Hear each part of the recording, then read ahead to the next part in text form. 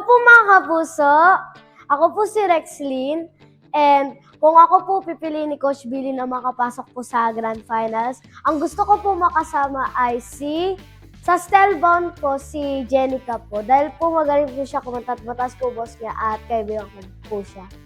At sa Team Pablo po, si Christina. Kasi po, ang cute-cute niya po, tsaka po ang galing niya po kumanta. Tapos, sa Juice Squad po, si Makmak po. Kasi, kaibigan ko po siya. Tapos ang cute-cute niya din po. Dahil po sila po ang gusto ko po makasama sa Grand Finals po, kung makapasok man po ako. Gagalingan ko na lang po and I'll do my best para po ako po maging grand winner. Supportahan niyo po ako sa aking journey, mga kapuso! Bye-bye!